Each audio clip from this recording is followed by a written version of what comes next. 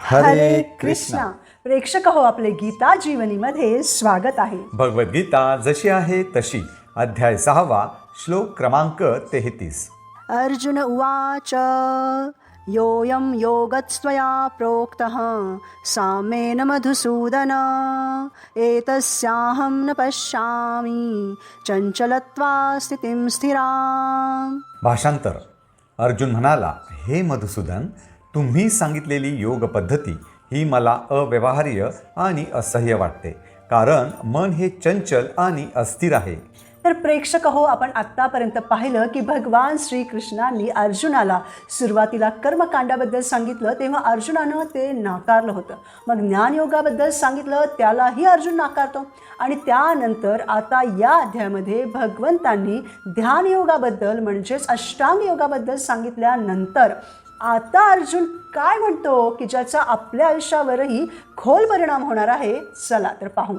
तर प्रेक्षक हो, भगवद्गीतेच्या 6व्या अध्यायातील 11व्या श्लोकापासून 32व्या श्लोकापर्यंत भगवंतांनी अष्टांग योगाबद्दल समजून सांगितलेलं आहे. आणि हे ऐकल्यानंतर खरं तर अर्जुनानं योगीच बनण्याचा निश्चय करायला हवा होता, परंतु येथे अर्जुन म्हणतो की हे मधुसूदना, आपण जो समत्व बुद्धीचा योग सांगितला तो मनाच्या चंचल स्वभावामुळे स्थिरपणे आचरणात आणणं मला कठीण वाटतं. ते अव्यवहार्य आहे, अशक्य आहे, हे होऊच शकत नाही, मी हे करूच शकत नाही.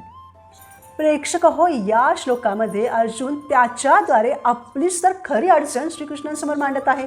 श्रीकृष्णांनी सर्व जीवांमध्ये समान दृष्टी ठेवण्याचा उपदेश दिला, परंतु अर्जुन म्हणतो की मी सर्वांकडे समभावाने कसा पाहू, मी दुर्योधनाकडे आणि युधिष्ठिराकडे समान दृष्टीनं पाहणं कसं शक्य आहे.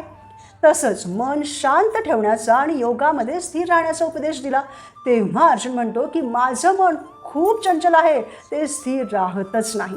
उदाहरणार्थ, समजा एखादा विद्यार्थी अभ्यासासाठी बसतो आणि तो ठरवतो की मी आता 2 तास पूर्ण अभ्यासच करणार आहे, पण काहीच मिनिटात मोबाईल पाहावासा वाटतो, गाणी आठवतात, मित्रांची आठवण येते, दुसरेच विचार सुरू होतात. अशा चंचल मनामुळेच हा अष्टांग योगही कलियुगासाठी कठीण आहे. आणि प्रेक्षक हो, आपण हे लक्षात घेतलं पाहिजे की हे सर्व काही तो अर्जुन म्हणत आहे जो इंद्रदेवांचा पुत्र होता, महान पांडवांच्या राजघराण्यातील शक्तिशाली योद्धा होता, चारित्र्याच्या, क्षमतेच्या, प्रतिभेच्या दृष्टीनं अद्भुत होता, जो सर्वश्रेष्ठ धनुधारी होता. अगदी अंधारातही तो बाण चालवून लक्ष गाठू शकत होता.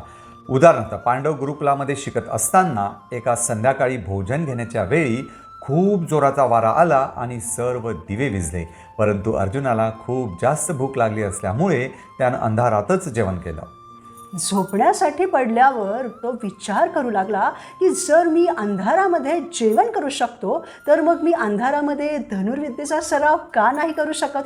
तडक उठून तो जंगलामध्ये जाऊन अंधारातच धनुर्विद्येचा सराव करू लागला. त्या बाणांच्या आवाजानं तेथे द्रोणाचार्य गेले आणि त्यांनी विचारल्यावर अर्जुनानं सांगितलं. तेव्हा अर्जुनाची चिकाटी आणि प्रामाणिकपणा पाहून द्रोणाचार्य त्याच्यावर प्रसन्न झाले.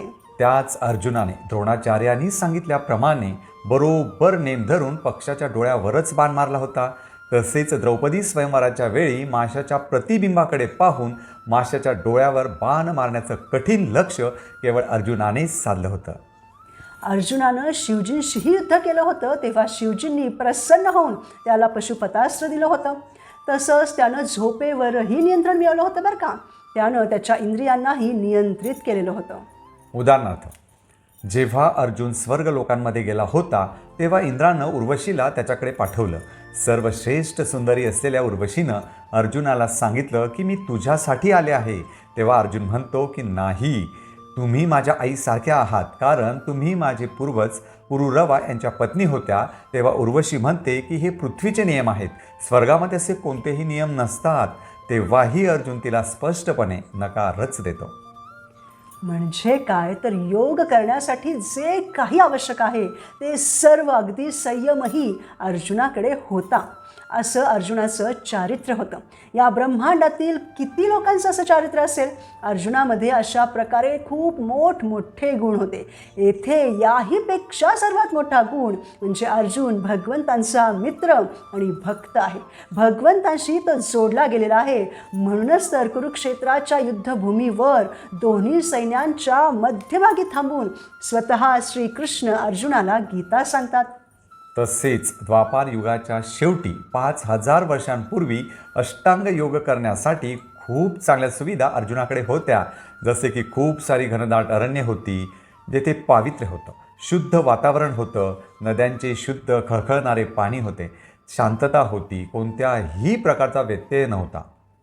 म्हणजे अष्टांग योगासाठी एवढ्या सगळ्या अनुकूल गोष्टी आणि अनुकूल चारित्र्य असतानाही शक्तिशाली अर्जुन ध्यानयोग होऊच शकत नाही असं म्हणत असेल तर मग आज आजूबाजूला एवढ्या विचलित करणाऱ्या परिस्थितीमध्ये आपल्याला तरी अष्टांग योग करणं कसं काय शक्य आहे? उदाहरणार्थ, देवपूजा करतानाही आपल्या मनामध्ये इतर विचार येतात. एखाद्यानं शांत राहायचं ठरवून तरीही राग येतोच. कुणी व्यवसाय करत असेल तरी तिथूनही त्याचं मन दुसरीकडे पळत असतं. घरातलं काम करतानाही मन विचलित असतं. मित्रांबरोबर असलो तरीही आपलं मन कुठेतरी दुसरीकडेच भटकत असतं. म्हणजेच अर्जुनाची जी समस्या आहे की मन चंचल आहे, अस्थिर आहे, हीच आपल्या सर्वांचीही समस्या आहे. तसेच ध्यानयोग करण्यासाठी घर सोडून वनात जावं लागतं. पूर्वी तसं शक्य होतं, पण आज हिरव्यागार झाडांनी भरलेली घनदाट अरण्ये तर नाहीतच, तर केवळ सिमेंट कॉन्क्रीटची जंगलं वाढलेली आहेत. तसंही आता घर सोडून कोण जाणार आहे म्हणा? पर्वतांवर किंवा जंगलांमध्ये एकांतस्थानी कोण जाऊन बसेल? तशीही आता एकांतस्थळी उरले तरी कुठं? यूट्यूब, इंस्टाग्राम, ट्विटर, व्हॉट्सॲप असे अनेक राक्षस आहेतच की तो एकांत नष्ट करायला. तसेच अर्जुनाच्या वेळी म्हणजे द्वापार युगामध्ये मनुष्याचं आयुर्मान हजारो वर्षे होतं. कलियुगामध्ये लोक अल्पसं आयुष्य जगतात. हाफ सेंचुरी म्हणजे आयुष्याची 50 वर्षे पूर्ण केली तर उत्सव साजरा करावासा वाटतो आणि 100 वर्षे म्हणजे तर उत्कृष्ट कामगिरी समजावी. त्यातही जगण्यासाठी घोर संघर्ष करावा लागतोच की. अनेक प्रकारचे आजार, राहणीमानातील कमतरता, अशा दयनीय परिस्थितीमध्ये आत्मसाक्षात्कारासाठी कोण गंभीर असणार? तसेच अष्टांग योग पद्धतीत जीवनविधी, आसनस्थ होण्याची पद्धत, स्थानाची निवड आणि भौतिक कार्यांपासून मनाला अनासक्त करणं इत्यादी गोष्टी प्रकर्षाने कराव्या लागतात. त्यासाठी आवश्यक आहे योग्य जीवनशैली. परंतु रात्रपाळी करून आलेल्यांच्या जीवनशैलीबद्दल काय बोलावं? आसनाबद्दल काय बोलणार? अष्टांग योगामध्ये विशिष्ट पद्धतीनं सर्व इंद्रियांचं कार्य नियंत्रित करून मनाला पूर्णपणे शांत करून ध्यानस्थ बसायचं असतं. येथे फरशीवर मांडी घालून बसणंही अवघड झालेलं आहे. स्थानाची निवड तरी कशी करावी? बऱ्याच अशा लोकांच्या आयुष्यात केवळ 2च स्थाने असतात, घर आणि ऑफिस.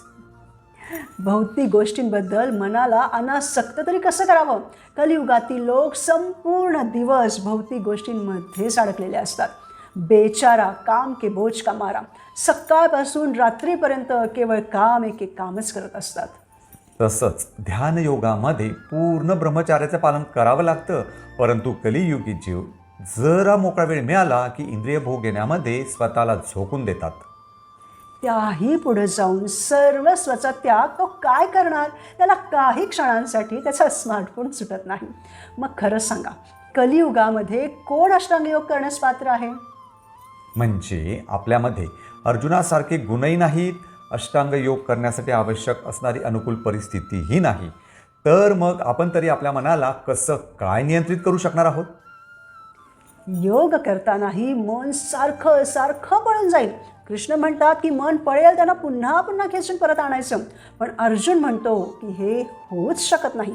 ज्या गोष्टीला अर्जुन नाही म्हणत असेल तर आपलं काय? आपण किस डाल की पत्ती? अशा परिस्थितीमध्ये अष्टांग योग खूपच कठीण आहे. खरं तर अशक्य आहे हे आता आपल्याला कळून चुकलं आहे. काही अपवादात्मक लोक आहेत बरं का, की जे संख्येनंही खूपच कमी आहेत. ते ध्यानयोग करू शकतात, परंतु सामान्य लोकांसाठी ते अशक्यच आहे. आणि योगा स्टुडिओ, योगा गुरु वगैरे जे काही योगाचा व्यवसाय करतात ना, त्यामध्ये तर ध्यानयोग अजिबातच शक्य नाही. थोडीफार आसनं वगैरे केली तरी ती आसनं अष्टांग योग करण्यासाठी किती व्यवहार्य आहेत? काहीच नाही. कारण अशा योगासनांद्वारे मनुष्य जरी समाधानी होत असला तरी तो आत्मसाक्षात्काराच्या स्तरावर प्रगत होण्यासाठी त्याचा काहीच उपयोग होत नाही. मग काय आपण कलियुगी जीव कधीच आत्मसाक्षात्कारी होऊ शकत नाही का? होणार तर. उदाहरणार्थ, एखाद्या लहान मुलाला एका जागी शांत बसवणं खूप कठीण असतं. पण जर त्याच्या हातात त्याला आवडणारं खेळणं दिलं किंवा त्याला आवडणारं गाणं लावलं तर तो सहज त्या गोष्टीत रमून जातो. त्याचप्रमाणे मनाचंही आहे. मनाला काहीही विचार करू नकोस असं सांगितलं तर ते अधिक चंचल होतं. म्हणूनच कठीण अष्टांग योगानं मनाला जबरदस्तीनं थांबवण्यापेक्षा श्रीकृष्णांच्या नाम, रूप, गुण, लीला, कीर्तन आणि सेवेमध्ये गुंतवलं तर मन नैसर्गिकरित्या स्थिर होतं. जसं नदीचं पाणी अडवणं कठीण असतं, पण त्याला योग्य दिशेनं वळवलं तर ते शेताला उपयोगी पडतं. तसंच मनाला दाबण्याऐवजी कृष्ण भावनेत वळवलं पाहिजे. म्हणून भगवन नामाचा जप, कीर्तन, प्रसाद, सत्संग, गीता भागवताचं श्रवण, पठण आणि सेवा हे भक्तियोगाचे सोपे आणि व्यवहार्य मार्ग आहेत. यामुळे कालापव्यय न होता मनुष्य हळूहळू कृष्णप्रेम या सर्वोच्च ध्येयापर्यंत पोहोचतोच.